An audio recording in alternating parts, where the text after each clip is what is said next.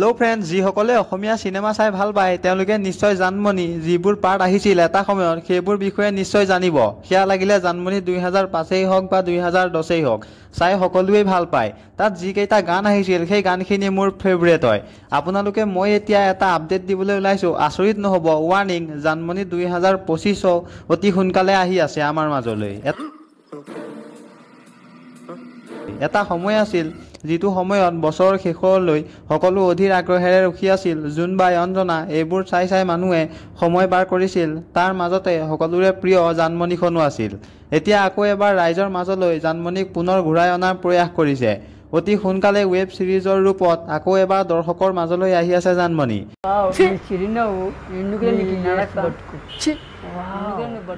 জানমণিৰ সন্দৰ্ভত প্ৰণৱ বৰাই জনোৱা অনুসৰি জানমণিক কেন্দ্ৰ কৰি এই কাহিনী আগবাঢ়ে বঙহেই বঙহৰ শত্ৰুৰ কথাটো সত্য প্ৰতিপন্ন হয় দুই নায়কৰ দুই পিতৃৰ যুগেৰে ব্যক্তিগত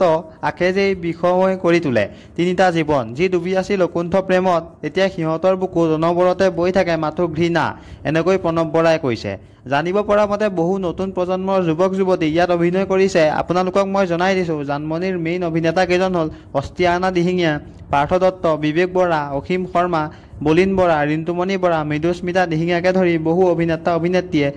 পাৰ্ট কৰিছে মেইন আপডেটটো হ'ল নগাঁৱৰ কামৰূপত এতিয়া গুলিৰ স্পীডত চলি আছে শ্বুটিং মাঘৰ বিহুৰ আগতেই জানমণি ৰিলিজ হোৱাটো 100% কনফাৰ্ম